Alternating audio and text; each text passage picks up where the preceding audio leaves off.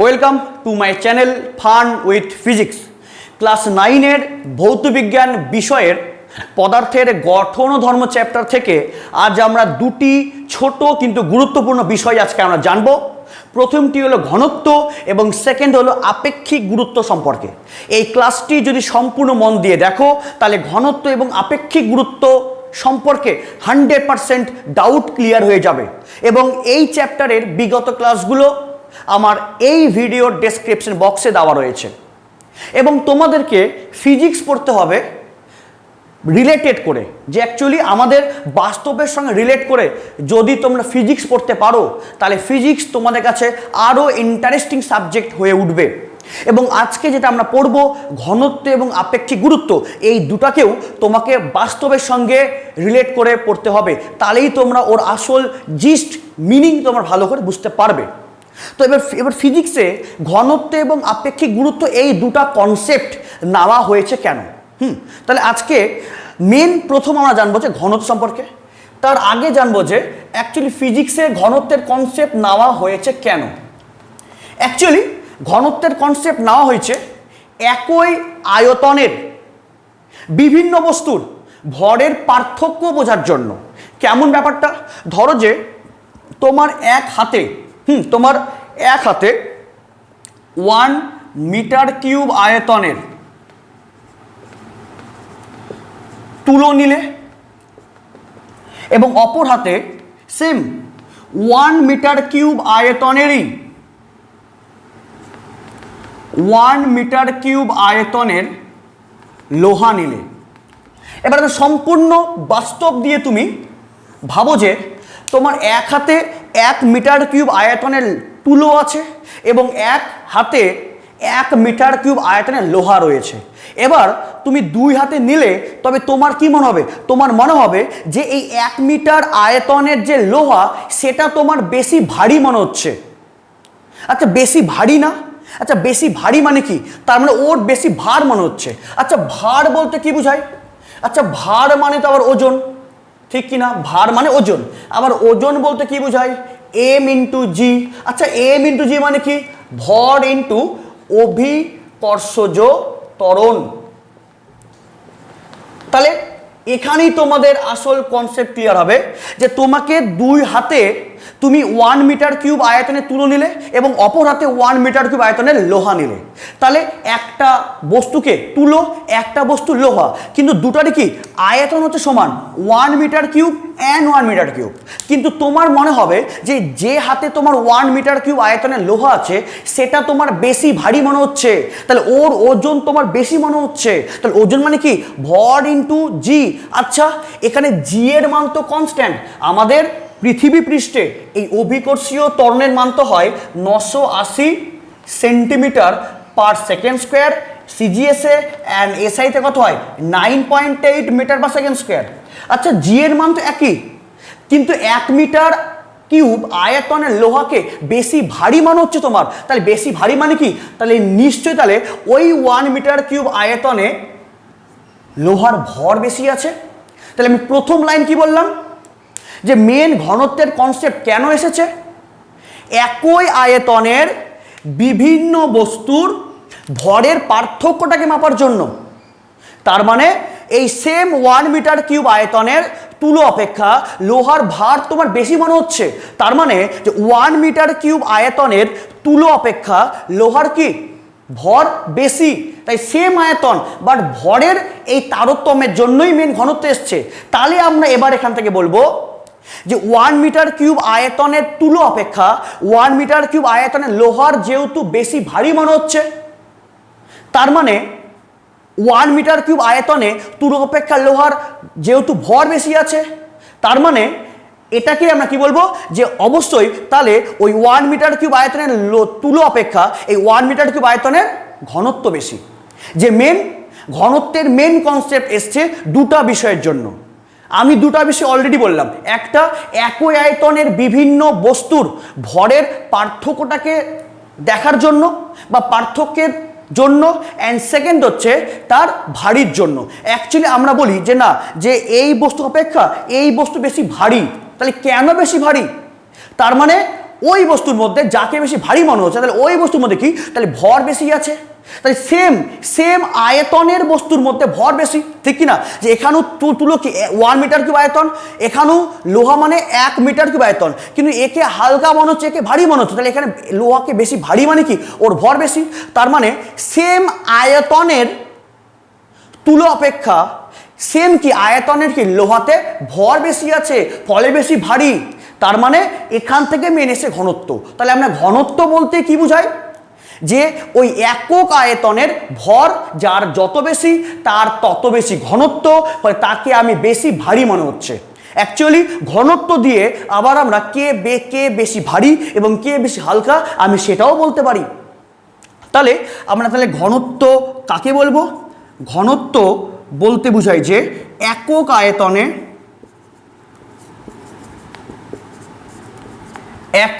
আয়তনের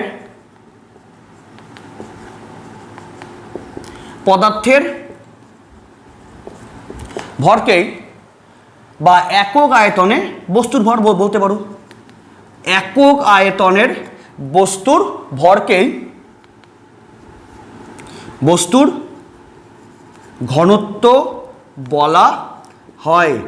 এবং যদি ধরি যে ভর ইকুয়ালস টু হলো এম এবং আয়তন যদি আমরা ধরি ভি, তাহলে অতএব ঘনত্ব আমরা কি লিখি, ঘনত্ব হচ্ছে ডেনসিটি মানে ডি। তাহলে ডি বলতে আমরা বুঝাই যে ভর বাই হলো আয়তন। তাহলে ঘনত্ব ডি মানে কি, ডি মানে হলো এম বাই ভি। তার মানে এখান থেকেও তোমরা বলতে পারো যে যদি বলি ভি ইকুয়ালস টু 1, তাহলে V1 মানে কি, আয়তন যদি 1 হয় তবে যেটাই ডি ওটাই তো এম। তাহলে একক আয়তন 1 হলে যেটাই ভর ওটাই তো ওই পদার্থের ঘনত্ব। তাহলে একক আয়তনে কোনো পদার্থের যেটাই ভর তাকে আমরা বলি ঘনত্ব। অ্যাকচুয়ালি ব্যাপারটা এমন না যে কোনো পদার্থের আয়তন অলওয়েজ যে 1 হবে, না, আয়তন যে অলওয়েজ 1 হবে সেটা কিন্তু কোনো ব্যাপার না। যে আমরা সংজ্ঞা দিই এভাবে যে আয়তনটা 1 হলে যেটাই ভর ওটাই কি ওই পদার্থের ঘনত্বকে নির্দেশ করছে। তার মানে অঙ্ক করার সময় পদার্থের ভর এবং কি তার আয়তন দিয়ে ভাগ করলেই তোমরা ওই পদার্থের একক আয়তনের ভর তোমরা পেয়ে যাবে, মানে তোমরা ঘনত্ব পেয়ে যাবে। তাহলে ঘনত্বর মেন কনসেপ্ট ফিজিক্সে কেন এসছে? সমান আয়তনের বিভিন্ন বস্তুর মধ্যে ভরের পার্থক্য বোঝার জন্য। তাহলে তুলো অপেক্ষা লোহার কি একক আয়তনে ভর বেশি, তাহলে তুলো অপেক্ষা লোহার মধ্যে একক আয়তনে ভর বেশি, এই তো মেন। তাহলে কি তার মানে মেন হচ্ছে ঘনত্ব বেশি। তাহলে অ্যাকচুয়ালি ঘনত্ব বলতে কি বোঝায়, একক আয়তনের পদার্থের যে ভর তাকে আমরা বলি ঘনত্ব। এবং ঘনত্বের কনসেপ্ট এসছে যে এক সম আয়তনের বিভিন্ন বস্তুর ভরের পার্থক্যটা যায় দেখার জন্য। তার মানে সম আয়তনের বিভিন্ন পদার্থের মধ্যে যার ভর যত বেশি হবে তাকে কি তত বেশি ভারী মনে হবে। তার মানে একক আয়তনে ভর যার বেশি তাকে বেশি ভারী মনে হচ্ছে, তার মানে কি তার ঘনত্ব বেশি। তাহলে ঘনত্ব এসছে কেন? একই আয়তনের বিভিন্ন পদার্থের ভরের পার্থক্য দেখার জন্য। এবং একটা বস্তু অপেক্ষা অপর বস্তু যে ভারী, তার মানে কি, তার মানে ওই পদার্থ অপেক্ষা অপর পদার্থের একক আয়তন বেশি ভর আছে, তাহলে ভার বেশি হচ্ছে, তাহলে অবশ্যই ভারী তো হবেই। তাহলে যার ঘনত্ব যত বেশি হবে তাই তার একক আয়তনে ভর বেশি, তাহলে তার ভার বেশি, মানে বেশি ভারী। বোঝা গেল? তাহলে আমরা এখান থেকে ঘনত্বের একক এবং মাত্রা জানবো। অ্যাকচুয়ালি তাহলে ঘনত্ব ডি বলতে কি বোঝায়, বস্তুর ভর বাই আয়তন হলো। তাহলে এবার ঘনত্বের সিজিএস একক কত হবে? ঘনত্বের সিজিএস একক মানে ভরের সিজিএস বাই আয়তনের সিজিএস। তাহলে ভরের সিজিএস কি হয়, গ্রাম বাই কত, সেন্টিমিটার কিউব। তাহলে এটাকেই আমরা কি লিখি, যে গ্রাম ইন্টু সেন্টিমিটার পাওয়ারে -3। তাহলে এটা হলো ঘনত্বের সিজিএস একক। আবার যদি বলা হয় ঘনত্বের এসআই একক, ঘনত্বের এসআই একক মানে কি, ভরের এসআই বাই আয়তনের এসআই। এই একক এবং মাত্রা যে মুখস্থ করবে তার মতো বোকা কেউ নাই। তোমরা ক্লাস 9-এই প্রথম চ্যাপ্টারে পড়েছো যে বিভিন্ন মৌলিক একক এবং মৌলিক মাত্রা জানলেই তোমরা সহজেই তোমরা যে কোন রাশির তোমরা একক ও মাত্রা সহজেই বার করতে পারবে। তাহলে ঘনত্বের এসআই একক মানে কি? ভরের এসআই বাই আয়তনের এসআই। তাহলে ভরের এসআই কত? কেজি বাই হচ্ছে মিটার কিউব। তাহলে এটাকে আমরা কি লিখবো? কেজি ইন্টু মিটার পাওয়ারে -3 হলো। এবার ঘনত্বের মাত্রা, ঘনত্বের মাত্রা, ঘনত্বের মাত্রা মানে ভরের মাত্রা বাই আয়তনের মাত্রা। আচ্ছা, ভরের মাত্রা মানে কি? ক্যাপিটাল এম, আর আয়তনের মাত্রা মানে এল কিউব। এল কিউব কেন? আয়তন বলতে কি বোঝায়? দৈর্ঘ্য ইন্টু প্রস্থ ইন্টু উচ্চতা। মানে দৈর্ঘ্যেরও মাত্রা এল, প্রস্থেরও মাত্রা এল এবং উচ্চতা মাত্র এল, কারণ তিনটাই তো লেন্থই বোঝাচ্ছে না। তাহলে আয়তন মানে কি? দৈর্ঘ্য ইন্টু প্রস্থ ইন্টু উচ্চতা। তাহলে L into L into L, তার মানে এল কিউব। তাহলে এর মাত্রা কত হবে? এম এল পাওয়ারে -3। এটা হলো ঘনত্বের মাত্রা। আর অ্যাকচুয়ালি তোমরা তোমাদের প্রথম চ্যাপ্টার পরিমাপ, ওখানেই তোমরা ঘনত্ব অলরেডি পড়ে এসছো। কোনো পদার্থের একক আয়তনে ভরকে আমরা কি বলি? ঘনত্ব। তাহলে একক আয়তনে ভর যত বেশি হবে তার মানে ওই বস্তুর ঘনত্ব তত বেশি। তার মানে কি? ওই একক আয়তনে ভর বাড়ছে মানে তার ওয়েটও বাড়ছে। তাহলে একক আয়তনে ভরকে কি বলি? ঘনত্ব। তাহলে একক আয়তনে ভর যত বাড়বে তত ঘনত্ব বাড়বে, তত বেশি ডেনসিটি হবে। তার মানে ওই একক আয়তনে ভর বাড়া মানে কি? তত বস্তুর ওজনও বাড়বে। তাহলে একটা বস্তু সাপেক্ষে অপর বস্তু বেশি ভারী, তার মানে আমরা এটাও বলতে পারবো যে এই বস্তু অপেক্ষা অপর বস্তুর একক আয়তনে ভর বেশি, মানে ঘনত্ব বেশি। এবং ঘনত্বের এসআই একক, সিজিএস একক এবং মাত্রা বললাম। এবার আরেকটা ইম্পর্টেন্ট তোমরা জিনিস জানবে যে তাপমাত্রা ও চাপের সঙ্গে ঘনত্বের সম্পর্ক। হ্যাঁ, তাহলে এটা নোট করলে তো, এটা আমি মুছছি। তাপমাত্রা ও চাপের সঙ্গে ঘনত্বের সম্পর্ক।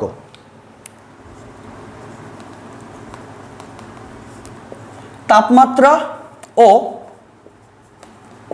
চাপের সঙ্গে ঘনত্বের সম্পর্ক, এই পয়েন্টটা খুবই ইম্পর্টেন্ট। তোমরা ঘনত্ব অলরেডি জানো, কিন্তু এটা জানো না। এটা দেখো, তাহলে আমরা কি জানি? ঘনত্ব ডি ইকুয়ালস টু বলতে বুঝাই যে ভর বাই আয়তন, তাই তো? তাহলে ঘনত্ব ইকুয়ালস টু হলো ভর বাই আয়তন। এই এবার দেখো, আগে প্রথমে বলি তাপমাত্রা। তাপমাত্রা, হ্যাঁ, টেম্পারেচার। দেখো, যে কোনো পদার্থকে, যে কোনো পদার্থ, সেটা বলি কঠিন বা বলি তরল বা বলি গ্যাস, যে কোনো পদার্থকেই যদি উত্তপ্ত করো, তবে উত্তপ্ত করলে তার ভরের কোনো পরিবর্তন না হয়ে তার আয়তন বেড়ে যায়। এবং তাপমাত্রা প্রয়োগ করলে কোনো পদার্থের আয়তন কিভাবে চেঞ্জ হয় সেটা তোমাদের ক্লাসে, ক্লাস 10-এ আছে, তাপের ঘটনাসমূহতে আছে। তোমরা একদম ম্যাথামেটিক্যালি বার করবে যে অ্যাকচুয়ালি কত তাপ প্রয়োগ করলে তার আয়তন কতটা বাড়লো, এটা ক্লাস 10-এ আছে। কিন্তু তোমরা আপাতত জানো একদম সম্পূর্ণ কমন সেন্স দিয়ে যে কঠিন হোক, তরল হোক, গ্যাস হোক, যে কোনো পদার্থকে তুমি যদি উত্তপ্ত করো তবে ওর ভরের কোনো চেঞ্জ হবে না, কিন্তু ওর আয়তন আস্তে আস্তে প্রসারিত হবে। যেমন যদি বলো যে আমাদের এই যে শীতকালে দেখবে ঘি পাওয়া যায়, শীতকালে ঘি কি একদম সম্পূর্ণ জমাট বেঁধে থাকে। মানে কি জমাট বেঁধে থাকে মানে কি? তাহলে ওর একক আয়তনে ভরটা বেশি। এবার ওই ঘিকে যদি কড়াইয়ের মধ্যে দাও, কি দেখবে? ওই ঘি কি আস্তে আস্তে গলে যায়। আচ্ছা, আস্তে আস্তে গলে গেল মানে কি? তাহলে এবার অনেক বেশি আয়তন দখল করলো, তাহলে কি আয়তনটা বেড়ে গেল। তার মানে কি এবার একক আয়তনে ভরটা ছড়িয়ে পড়লো, তাহলে একক আয়তনে ভর কি কমে গেল। কিন্তু ভর কি কমলো না তো? তুমি যে ঘি দিলে, যে ভর ছিল ঘি সেই ভরই তো আছে, শুধু তাপমাত্রা দেওয়ার জন্য ও ছড়িয়ে পড়লো। মানে এবার একক আয়তনে ভরটা ছড়িয়ে পড়লো, মানে এবার তাহলে একক আয়তনে ভর কমে গেল, মানে ঘনত্ব কমে গেল। তার মানে যদি তাপমাত্রা বৃদ্ধি করি, সেটা হোক হোক কঠিন বা হোক তরল বা হোক গ্যাস। দেখবে যে বিশেষ করে তেলের ক্ষেত্রে তুমি দেখো, তেলের ক্ষেত্রেও যে শীতকালে হয়তো বিভিন্ন তেল হয়তো বেশ জমাট বেঁধে থাকে, তুমি যখনই তুমি তেলকে গরম করায় দিলে কি দেখবে ওই তেলটা না লঘু হয়ে গেছে, পাতলা হয়ে গেছে। আরে পাতলা কেন হলো? ও তো ডেনসিটি কমে গেল, কেন? ও এবার ছড়িয়ে পড়লো। তাহলে এবার একক আয়তনে ভরটা ছড়িয়ে পড়লো। তাহলে একক আয়তনে ভর ছড়িয়ে পড়া মানে কি? তাহলে ওবার ওই একক আয়তনে ভরটা কমে গেল, মানে ঘনত্ব কমে গেল, মানে আয়তনটা বাড়লো। তাই তুমি ঘি নাও বা কোনো একটা ঘনত্ব বিশিষ্ট তেল নাও বা তুমি গ্যাস নাও, যে কোনো পদার্থকেই যদি উত্তপ্ত করো তাহলে ভরের কোনো চেঞ্জ হয় না, শুধু আয়তনটা বেড়ে যায়। তাহলে তুমি এখান থেকে বলতে পারবে যে ঘনত্ব মানে কি? ভর বাই আয়তন। তাহলে তাপমাত্রা প্রয়োগ করলে যে কোনো পদার্থের ক্ষেত্রেই তাপমাত্রা প্রয়োগ করলে তার আয়তনটা বেড়ে যায়, প্রসারিত হয়ে যায়, কিন্তু ভর তো চেঞ্জ হয় না। তাহলে যে কোনো পদার্থকে তাপমাত্রা প্রয়োগ করলেই যেহেতু আয়তনটা কি বেড়ে যাচ্ছে, কিন্তু ভর তো চেঞ্জ হচ্ছে না, যা ভর তাই আছে। তাহলে ভর একই থেকে যদি আয়তন বেড়ে যায় তাহলে ভাগফলটা কি হবে? কমে যাবে, মানে ঘনত্ব কমে যাবে। তাহলে কি বলবে যে তাপমাত্রা বৃদ্ধি করলে যে কোনো তাপমাত্রা বৃদ্ধি করলে যে কোনো পদার্থের আয়তন বেড়ে যায়, ফলে যে কোনো পদার্থের ভর অপরিবর্তিত। লেখো যে ভর অপরিবর্তিত থেকে আয়তন বেড়ে যায়, ফলে কি? তাহলে ভর একই থেকে আয়তনটা বাড়ছে, ফলে ঘনত্ব কমে যায়, তাই তো? তাহলে টি এটা মানে কি? টেম্পারেচার। তাহলে টেম্পারেচার যদি বেড়ে যায় তাহলে ভর কি থাকে? ভর থাকে কনস্ট্যান্ট, ভর তো চেঞ্জ হয় না। তাহলে টেম্পারেচার বেড়ে গেলে ভর একই থেকে ওর আয়তন মানে ভলিউমটা কি হয়ে যায়? তাপমাত্রা বেড়ে গেলে ভর একই থেকে ওর আয়তনটা কি বেড়ে যায়। এবার আয়তন যদি বেড়ে যায় তাহলে ওর ডেনসিটি মানে ডি, তাহলে ডি তাহলে কি হবে? কমে যাবে। তাহলে বোঝা গেল তাপমাত্রার সঙ্গে ঘনত্বের সম্পর্ক। যে কোনো পদার্থকে তাপমাত্রা প্রয়োগ করলে তার ভর একই থেকে আয়তন যেহেতু বেড়ে যাচ্ছে তাহলে ভাগফল কমে যাবে, তাহলে ঘনত্ব কমে যাবে। এবার নেক্সট আমরা কি বলবো? চাপের সঙ্গে। নেক্সট চাপ। হ্যাঁ, এবার আমরা বলবো হচ্ছে চাপের সঙ্গে সম্পর্ক। এবার হচ্ছে চাপের সঙ্গে। দেখো মেন কঠিন এবং তরল এই দুটা পদার্থকে চাপ প্রয়োগ করলে তার আয়তনের পরিবর্তন নগণ্য। কি বললাম? যে কঠিন এবং তরল, তুমি তোমাদের বাড়িতেও দেখতে পারো যে কোনো কঠিন পদার্থকে বা তরল পদার্থকে চাপ দিলে তার আয়তন পরিবর্তন নগণ্য, মানে আয়তনের পরিবর্তন হয় না, তুমি জিরো ধরতে পারো। তাহলে চাপ প্রয়োগ করে কঠিন এবং তরল পদার্থের আয়তনের কোনো পরিবর্তন হয় না, আর ভর তো এরকমই চেঞ্জ হবে না, তুমি চাপ কমাও বাড়ো ভর যা থাকে তাই আছে। কিন্তু এই চাপ প্রয়োগ করলে কঠিন এবং কি তরল পদার্থের আয়তনের কোনো পরিবর্তন হবে না, তাহলে ভর তো চেঞ্জ হচ্ছেই না, এবং কঠিন এবং কি তরল পদার্থের আয়তনে কোনো চেঞ্জ না হওয়ার জন্য এর অনুপাতের মান কোনো চেঞ্জ হবে না, তাহলে ঘনত্ব চেঞ্জ হবে না। তাহলে কঠিন এবং তরল পদার্থের ক্ষেত্রে আমি এখানে লিখে দিচ্ছি যে কঠিন ও তরলের ক্ষেত্রে চাপের পরিবর্তনে আয়তন পরিবর্তন নগণ্য, তাই চাপ প্রয়োগ করলেও কঠিন ও তরলের ঘনত্ব একই থাকে। তাহলে কঠিন ও তরলের ক্ষেত্রে চাপের পরিবর্তনে আয়তনের পরিবর্তন নগণ্য, কোনো চেঞ্জই হয় না, ভর তেমনি চেঞ্জ হবে না, তাহলে ওদের অনুপাত চেঞ্জ করবে না, তাহলে ঘনত্ব একই থাকে। কিন্তু গ্যাসের ক্ষেত্রে চাপ পরিবর্তনে অনেক কিছু হয়ে যায়। কেন? কারণ গ্যাসকে আমরা সহজেই সংনমিত করতে পারবো। এগুলো সব নোট করবে, হ্যাঁ। গ্যাসকে আমরা চাপ প্রয়োগে আমরা সহজেই সংনমিত করতে পারবো। দেখো, আমরা গ্যাসকে আমরা সহজে কি চাপ প্রয়োগ করে আমরা সংনমিত করতে পারি। দেখো তাহলে গ্যাসের ক্ষেত্রে কি হবে? ধরো যে এটা একটা আছে পাত্র, এটা পাত্র আছে, এই পাত্রে এবারে সমগ্র আয়তন জুড়ে গ্যাসের কণাগুলো ছড়িয়ে ছিটিয়ে আছে। তাহলে এক্ষেত্রে তাহলে কি এটা হলো টোটালটা আয়তন, আর এখানে টোটালটা কি গ্যাসের ভর আছে। এবার আমি একটা পিস্টন দিয়ে যদি চাপ প্রয়োগ করি, যেমন পাম্পার হয় না, পাম্পারে যে সাইকেল পাম্প করে, তো এবারে যদি যদি যদি হচ্ছে পাম্পার দিয়ে যদি পাম্প করি, বা ওই পিস্টন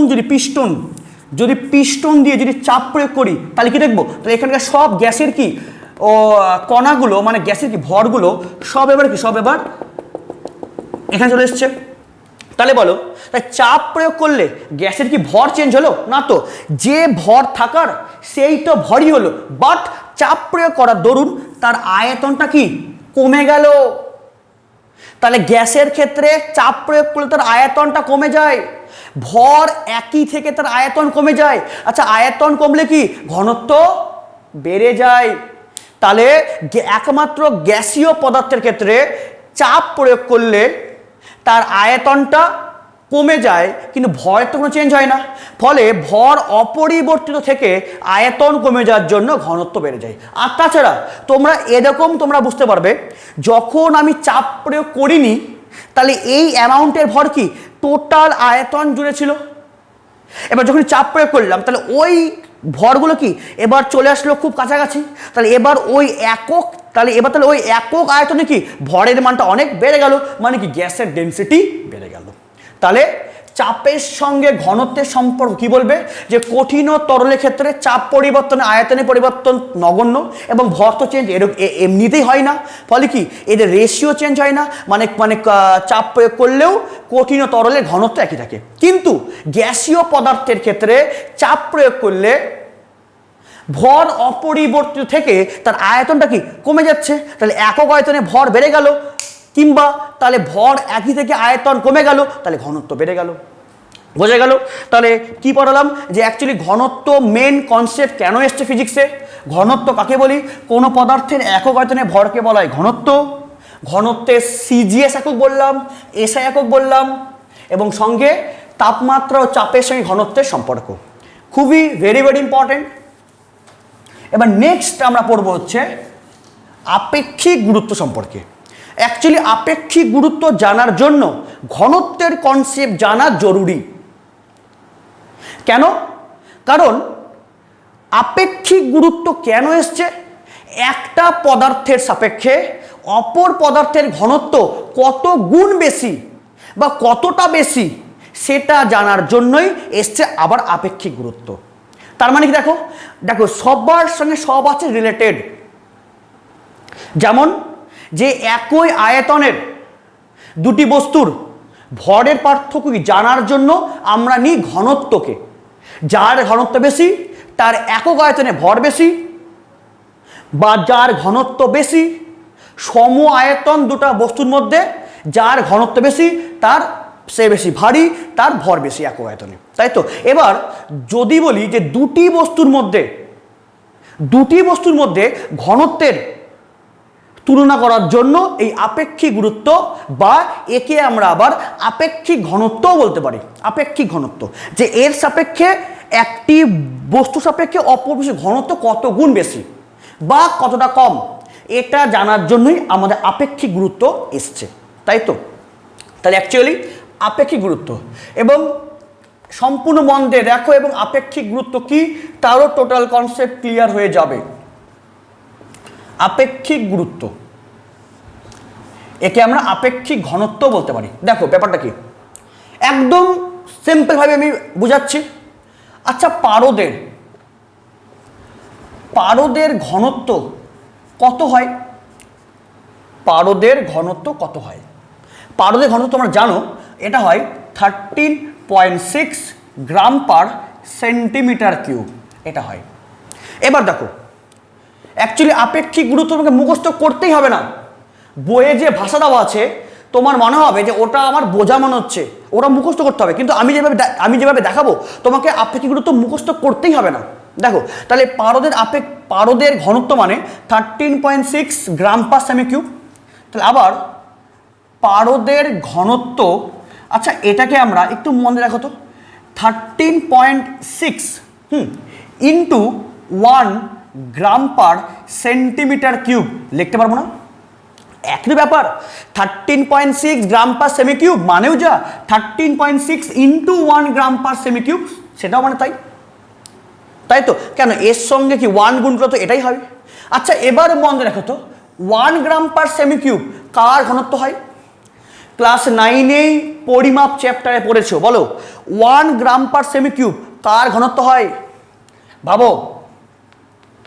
তাহলে আমরা এটাকে কি লিখবো যে পারদের ঘনত্ব ইকুয়ালস টু 13.6 ইন্টু, মনে পড়লো 1 গ্রাম পার সেমি কিউব কার ঘনত্ব হয়?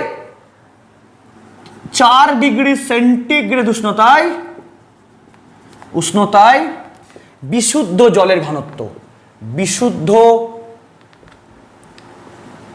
জলের ঘনত্ব। দেখো তোমরা একটা ক্লাস 9এই পড়েছো কোথায় বলো তো? পড়েছো কোথায়? ওই পরিমাপ চ্যাপ্টারে বললাম। তার মানে আমরা এখান থেকে বলতে পারি না যে পারদের ঘনত্ব যেটা, যে মান মানে পারদের ঘনত্ব যে মানটা সেটা এই 1 গ্রাম পার সেমি কিউবের 13.6 গুণ বেশি, তাই না? যে পারদের ঘনত্ব কত? 13.6 ইন্টু 1 গ্রাম পার সেমি কিউব। তাহলে পারদের ঘনত্ব কত? এই 1 গ্রাম পার সেমি কিউব এর 13.6 গুণ বেশি। তার মানে এই 1 গ্রাম পার সেমি কিউব মানে কি 4 ডিগ্রি সেন্টিগ্রেড উষ্ণতায় বিশুদ্ধ জলের ঘনত্ব। তার মানে আমরা এটাকে আমরা ভাষাতে কি লিখতে পারবো যে পারদের ঘনত্ব হলো 4 ডিগ্রি সেন্টিগ্রেড উষ্ণতায় বিশুদ্ধ জলের ঘনত্বের 13.6 গুণ। আমি আগে বললাম আপেক্ষিক গুরুত্ব, এই বিষয়টা শুরু করার আগেই বললাম যে আপেক্ষিক গুরুত্ব কি, একটি বস্তু সাপেক্ষে অপর বস্তুর ঘনত্ব কত গুণ বেশি, একটি বস্তু সাপেক্ষে অপর বস্তুর ঘনত্ব কত গুণ বেশি সেটাই জানার জন্য এই আপেক্ষিক গুরুত্ব রাশিটা এসছে। তার মানে তাহলে এবার কার সাপেক্ষে করবো? আমি বললাম না যে একটা সাপেক্ষে অপর বস্তুর ঘনত্ব যত গুণ বেশি সেটাই তার আপেক্ষিক গুরুত্ব। তাহলে কার সাপেক্ষে আমরা অপর বস্তুর ঘনত্ব বলবো? হ্যাঁ, যে এর সাপেক্ষে অপর বস্তুর ঘনত্ব বেশি। যেমন আমি দেখো, আচ্ছা বর্তমানে আমরা কি বলি? আমরা বলি যে আমাদের বর্তমানের আধুনিক মানুষকে স্বামী বিবেকানন্দ, তাই তো? আমাদের বর্তমানের আধুনিক মানুষ হচ্ছে স্বামী বিবেকানন্দ। তাহলে আমরা বলি যে স্বামী বিবেকানন্দ কত ভালো মানুষ ছিলেন, আর এখনকার মানুষরা কতটা স্বার্থপর বা কতটা হিংসাযুক্ত।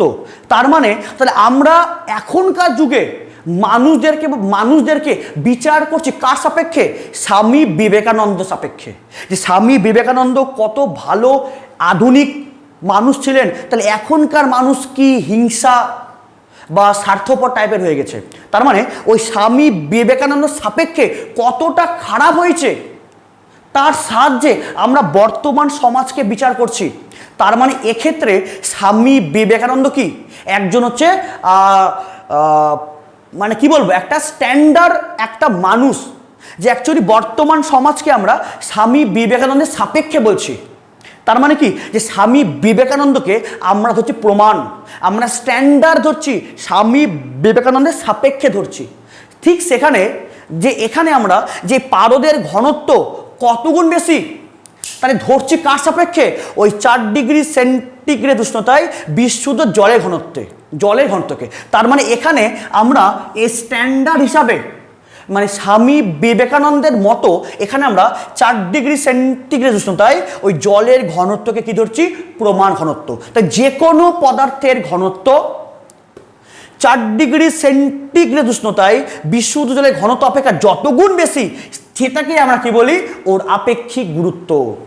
তাহলে কি বললাম, একটি বস্তু সাপেক্ষে অপর বস্তু কত গুণ বেশি, একটি বস্তু সাপেক্ষে অপর বস্তুর ঘনত্ব যত গুণ বেশি তাকে আমরা কি তার আপেক্ষিক গুরুত্ব। তাহলে কার সাপেক্ষে বলবো, সেটা বলবো হচ্ছে এই 4 ডিগ্রি সেন্টিগ্রেড উষ্ণতায় বিশুদ্ধ জলের ঘনত্ব। কেন, এর মান কত 1, এই 1 ধরলে কি আমাদের সবচেয়ে সুবিধা।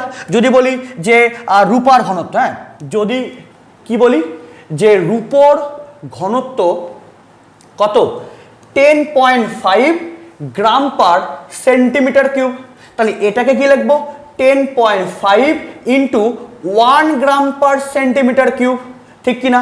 তার মানে এই 1 গ্রাম পার সেমি কিউব মানে কি 4 ডিগ্রি সেন্টিগ্রেড উষ্ণতায় বিশুদ্ধ জলের ঘনত্ব। তাহলে এবার আমরা বলবো যে রূপর ঘনত্ব হলো বিশুদ্ধ মানে 4 ডিগ্রি সেন্টিগ্রেড উষ্ণতায় বিশুদ্ধ জলের ঘনত্ব অপেক্ষা 10.5 গুণ বেশি। তাহলে আমরা একটি বস্তু সাপেক্ষে অপর বস্তুর ঘনত্ব বলার জন্যই আপেক্ষিক গুরুত্বের কনসেপ্ট নিয়ে এসেছি। তাহলে সেখানে আমরা কার সাপেক্ষে অন্যান্য বস্তুর ঘনত্বকে তুলনা করব, সেটা আমাদের এই 4 ডিগ্রি সেন্টিগ্রেড উষ্ণতায় বিশুদ্ধ জলের ঘনত্ব, কারণ ওর ঘনত্ব 1, ফলে কি 1 ধরলে কি আমাদের সবচেয়ে সুবিধা।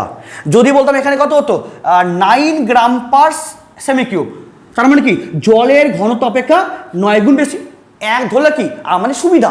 ওই জন্য আমরা এই 4 ডিগ্রি সেন্টিগ্রেড উষ্ণতাতেই মানে উষ্ণতায় বিশুদ্ধ জলের ঘনত্বকে আমরা স্ট্যান্ডার্ড ঘনত্ব ধরি। বোঝা গেল। তার মানে এই যে তার মানে আমরা কি বলবো, তাহলে পারদের ঘনত্ব 4 ডিগ্রি সেন্টিগ্রেড উষ্ণতায় বিশুদ্ধ জলের ঘনত্ব অপেক্ষা এত গুণ বেশি। তাহলে যত গুণ বেশি সেই সংখ্যাটাই হলো কার, পারদের আপেক্ষিক গুরুত্ব। তার মানে আমরা এখান থেকে কি পাবো লিখতে, যে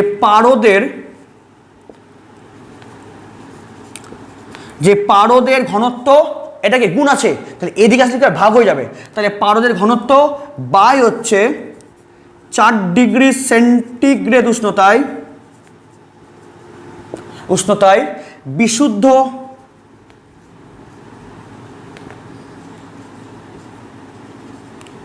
জলের ঘনত্ব। তার মানে পারদের ঘনত্ব বাই 4 ডিগ্রি সেন্টিগ্রেড উষ্ণতায় বিশুদ্ধ জলের ঘনত্বের যে অনুপাত তাকে আমরা সেটাই কত 13.6। তার মানে এই 4 ডিগ্রি সেন্টিগ্রেড উষ্ণতায় বিশুদ্ধ জলের ঘনত্ব অপেক্ষা পারদের ঘনত্ব কত গুণ বেশি, 13.6 গুণ বেশি। তাহলে এটাকে আমরা কি বলি, যে পারদের আপেক্ষিক গুরুত্ব।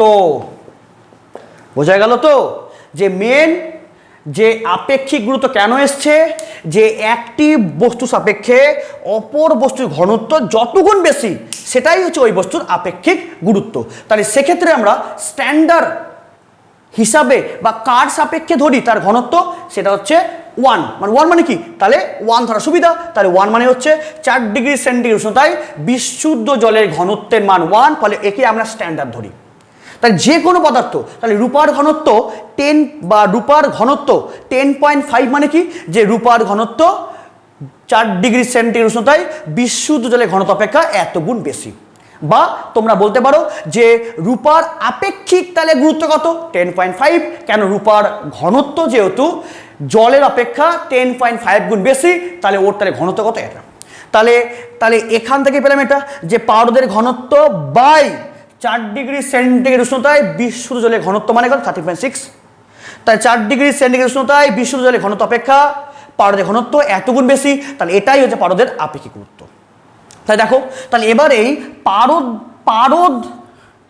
পারদ বাদ দিয়ে যদি বলে যে বস্তু, তাহলে এখানে লেখা যায় বস্তু ঘনত্ব। তাহলে বস্তুর আপেক্ষিক গুরুত্ব, তাহলে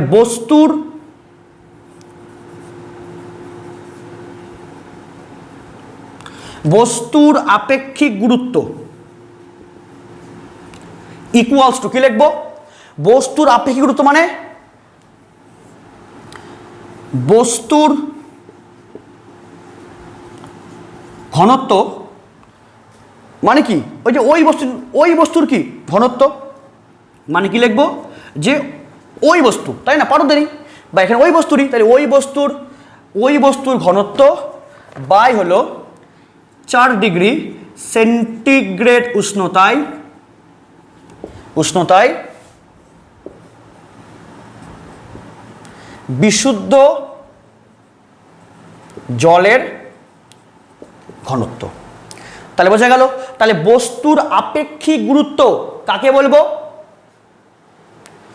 কোন বস্তুর ঘনত্ব ও 4 ডিগ্রি সেন্টিগ্রেড উষ্ণতায় বিশুদ্ধ জলের ঘনত্বের অনুপাতকে আমরা বলি বস্তুর আপেক্ষিক গুরুত্ব। বাট এটা কি করে আসলো?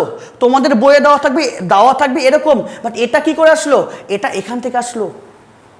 আবার দেখো, তাহলে বস্তুর আপেক্ষিক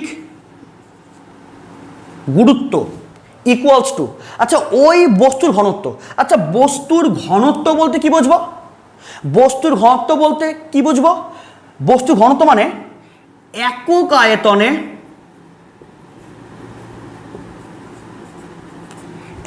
আয়তনে বস্তুর ভর, তাই না? ওই বস্তুর ঘনত্ব মানে কি? একক আয়তনে বস্তুর ভর। আবার এখানে কি লিখবো? যে 4 ডিগ্রি সেন্টিগ্রেড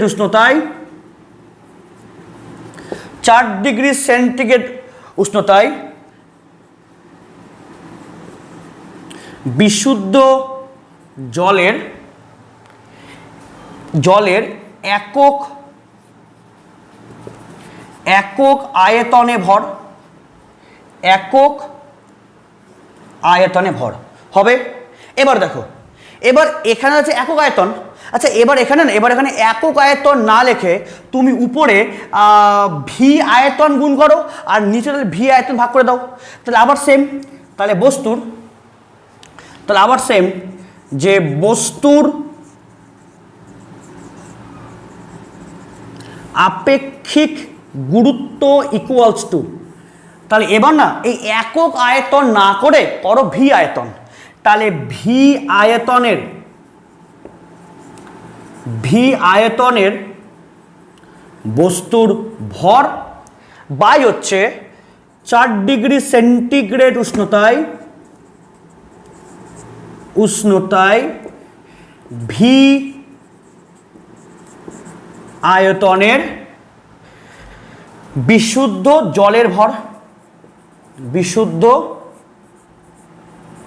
জলের ভর।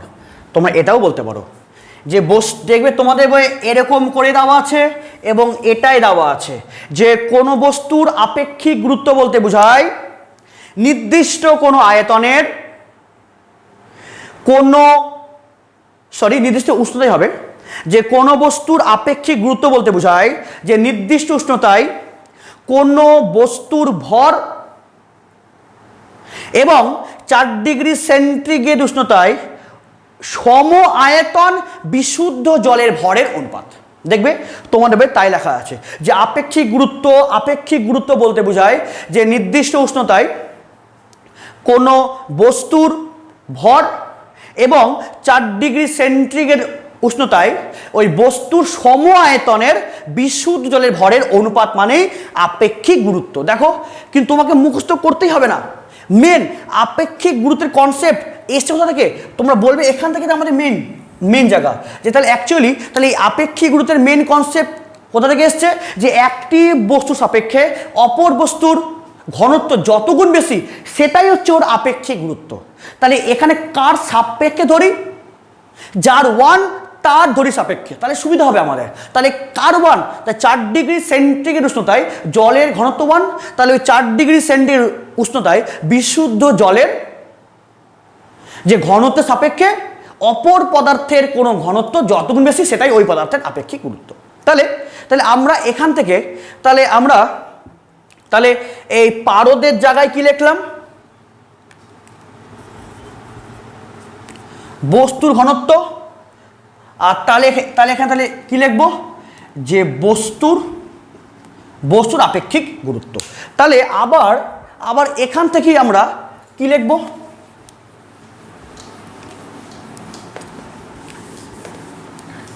দেখো তাহলে আমরা এখান থেকেই কি লিখবো? যদি বজ্র গুণন করে দাও আবার সেম, তাহলে এখন আর এটা লেখার কোনো দরকার নাই, এটাই মাঝখানে একটা ইকুয়াল, কেন পারদ নাই তো। তাহলে এবার এখান থেকে তাহলে কি লিখবো, আবার যদি বজ্র গুণন করি তাহলে বস্তুর ঘনত্ব ইকুয়ালস টু কি,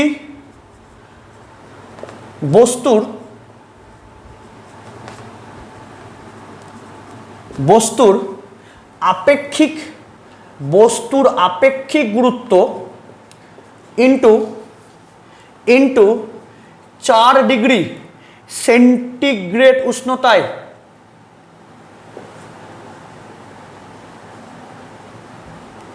বিশুদ্ধ জলের ঘনত্ব। তার মানে কি, এটাই আমাদের মেন ফর্মুলা, তাই না?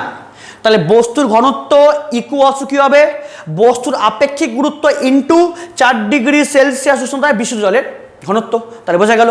তাহলে এটাকে আমরা কি বলি, এটাকে তো আমরা বলি যে কোনো বস্তুর ঘনত্ব এই 4 ডিগ্রি সেন্টিগ্রেড উষ্ণতায় বিশুদ্ধ জলের ঘনত্ব অপেক্ষা যত গুণ বেশি, তাহলে কোনো বস্তুর ঘনত্ব 4 ডিগ্রি সেন্টিগ্রেড উষ্ণতায় বিশুদ্ধ জলের ঘনত্ব অপেক্ষা এত গুণ বেশি, তাহলে যত গুণ তাহলে মানে কি, তাহলে এর অপেক্ষা কি, তাহলে এর এত গুণ হচ্ছে পদার্থের বা বস্তু ঘনত্ব, তাই যত গুণ বেশি সেটা কি বস্তুর আপেক্ষিক গুরুত্ব। বোঝা গেল তো? তাহলে এবার তাহলে এটাকে আমরা কি বলবো, এই আপেক্ষিক গুরুত্ব এবং বস্তুর ঘনত্বের মধ্যে সম্পর্ক। ঠিক আছে? তো যদি বলে যে বস্তুর আপেক্ষিক গুরুত্ব এবং ঘনত্বের মধ্যে সম্পর্ক লেখো, তাহলে কি লিখবে, যে বস্তুর ঘনত্ব ইকুয়ালস টু বস্তুর আপেক্ষিক গুরুত্ব ইন্টু 4 ডিগ্রি সেলসিয়াস উষ্ণতায় বিশুদ্ধ জলের ঘনত্ব। বোঝা গেল তো? ঠিক আছে। তাহলে এবার দেখো, এবার আমি এই সম্পর্কটাকেই আমরা লিখব সিজিএস সিস্টেমে। দেখো, তাহলে সিজিএস সিস্টেমে বস্তুর ঘনত্ব ইকুয়ালস টু কি হবে, বস্তুর আপেক্ষিক গুরুত্ব ইন্টু কিসে করছে, সিজিএসে। তাহলে সিজিএসে 4 ডিগ্রি সেলসিয়াস উষ্ণতায় বিশুদ্ধ জলের কত হয়, ঘনত্ব 1 গ্রাম পার সেমি কিউব। তার মানে এটা হলো সিজিএসে। তাহলে দেখো, তাহলে এটা তো 1, তাহলে এর সঙ্গে 1 গুণ করলে 1ই হবে, সরি এর সঙ্গে কি 1 গুণ করলে এটাই হবে। তাহলে সিজিএস সিস্টেমে যেটাই বস্তুর ঘনত্ব ওটাই বস্তুর আপেক্ষিক গুরুত্বের সঙ্গে সমান। যদি বলা হয়, দেখো, যদি বলা হয় হচ্ছে বস্তুর আপেক্ষিক গুরুত্ব 10.5, তার আগে বলে দিই যে আপেক্ষিক গুরুত্বের কোনো একক বা কোনো মাত্রা হয় না। কেন দেখে নাও, যে বস্তুর আপেক্ষিক গুরুত্ব মানে কি, ওই বস্তুর ঘনত্ব বাই 4 ডিগ্রি কি সেন্টিগ্রেড উষ্ণতায় বিশুদ্ধ জলের ঘনত্ব। তাই দেখো, তাহলে আপেক্ষিক গুরুত্ব মানে কি, এটাও ঘনত্ব, তাহলে যেহেতু বস্তুর আপেক্ষিক গুরুত্ব দুটি সমজাতীয় রাশির অনুপাত, উপরটাও ঘনত্ব নিচেরটাও ঘনত্ব না, এটাও তো বস্তুর ঘনত্ব আর বাই জলের ঘনত্ব, মানে দুটাই তো ঘনত্বের অনুপাত, মানে দুটাই তো সমজাতীয় রাশির অনুপাত। সেই জন্য বস্তুর আপেক্ষিক গুরুত্বের কোনো একক হয় না এবং মাত্রা হয় না। এবং তোমরা দেখো ক্লাস 9-এ ফার্স্ট চ্যাপ্টারে পড়েছো যে এমন একটি রাশির নাম লেখো যার এককহীন মাত্রাহীন। তাহলে কে দেখবে, তোমরা পড়েছো আপেক্ষিক গুরুত্ব। কেন? কারণ আপেক্ষিক গুরুত্ব হচ্ছে কি, দুটি সমজাতীয় রাশির অনুপাত, এটাও ঘনত্ব বাই ঘনত্ব। তাহলে আপেক্ষিক গুরুত্ব যেহেতু দুটি সমজাতীয় রাশির অনুপাত, তাহলে আপেক্ষিক গুরুত্বের একক হয় না, কোনো মাত্রা হয় না।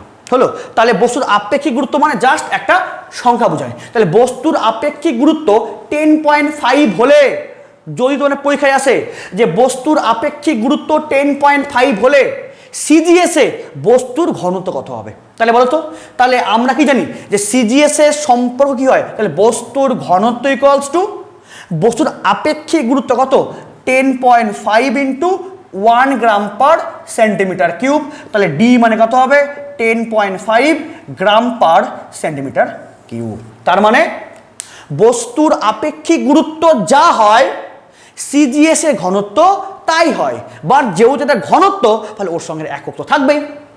তাহলে সিজিএস এর ক্ষেত্রে বস্তুর ঘনত্ব এবং আপেক্ষিক গুরুত্বের নিউমেরিক্যাল মানটা সমান, এবং এটা কি আমাদের সিজিএস এ বস্তু ঘনত্ব এবং বস্তুর আপেক্ষিক গুরুত্ব বলে সম্পর্ক।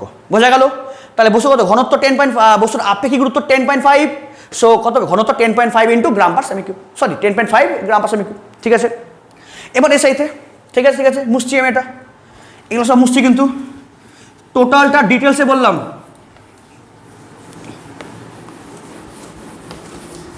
তা দেখো, যদি বল এসআইতে, এটা কি মুছবো?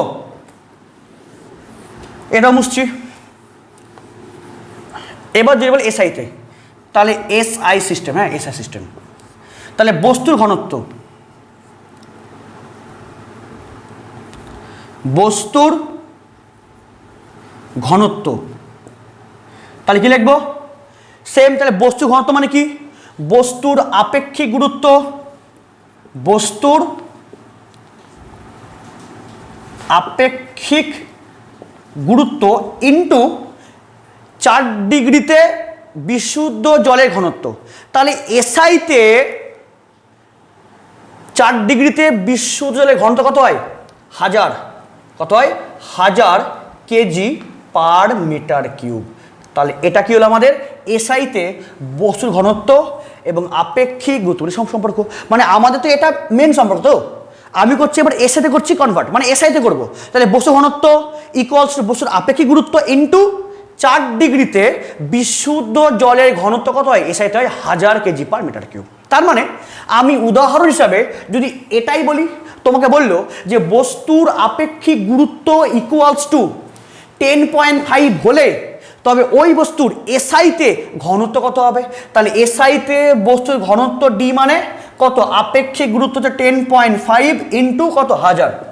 তাহলে 1000 কেজি পার মিটার কিউব। তাহলে কত হবে? 10,500 কেজি পার মিটার কিউব। তাহলে এটা হলো এসআইতে। তাহলে সিজিএসে এটা হলো বস্তুর ঘনত্ব এবং আপেক্ষিক গুরুত্বের সম্পর্ক, অ্যান্ড এসআই এটা কিছু হলো সিজিএসে বস্তু ঘনত্ব এবং আপেক্ষিক গুরুত্ব এটা সম্পর্ক, এবং এসআইতে হলো এটা হলো ঘনত্ব এবং বস্তুর আপেক্ষিক গুরুত্বের সম্পর্ক। সিজিএসে 1 গ্রাম পার সেমি কিউব গুণ এখানে 1000, কেন বুঝতে পারলে? তাহলে ঘনত্ব হলো একই আয়তনের বিভিন্ন বস্তুর ভরের পার্থক্য বোঝার জন্য, বা একটা সাপেক্ষে অপর বস্তু কতটা ভারী সেটা বোঝার জন্য ঘনত্ব এসছে। আর আপেক্ষিক গুরুত্ব এসছে একটি বস্তু সাপেক্ষে অপর বস্তু ঘনত্বটাই কত গুণ বেশি। তাহলে এই জন্য এই আপেক্ষিক গুরুত্ব রাশিটা এসছে। আপেক্ষিক গুরুত্বের একক মাত্রা হয় না, এবং এটা ওদের মধ্যে সম্পর্ক। তাহলে এবার তোমাদের আপেক্ষিক গুরুত্ব এবং ঘনত্বের মানে সম্পর্ক আসলে তোমরা লিখতে পারবে, এবং সঙ্গে যদি আসে যে ঘনত্ব এবং আপেক্ষিক গুরুত্বের মধ্যে পার্থক্য লেখো, তাহলে কি লিখবে পার্থক্য? যে ঘনত্বের নির্দিষ্ট একক মাত্রা রয়েছে, আপেক্ষিক গুরুত্বের নির্দিষ্ট একক মাত্রা নেই।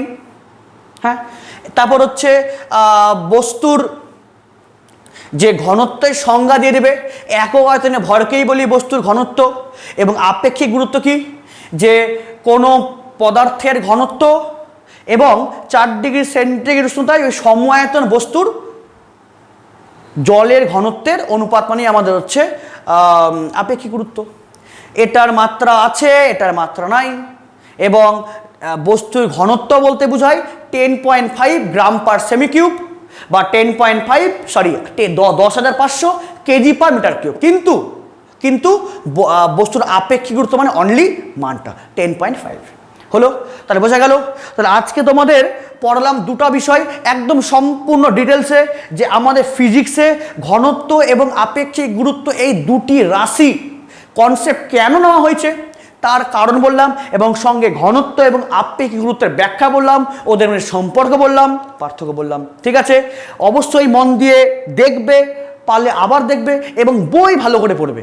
তোমাদের কাছে যে কোনো বই থাকুক না কেন, বইটা মেন লাইন বাই লাইন তোমরা পড়বে। এবং এখান থেকে নোট তো অবশ্যই করবে, যেখানেই সমস্যা হবে আমাকে অবশ্যই কমেন্টে জানাবে। তাই দেখা হচ্ছে নেক্সট ক্লাসে। আপাতত বাড়িতে মন দিয়ে পড়ো। Thank you.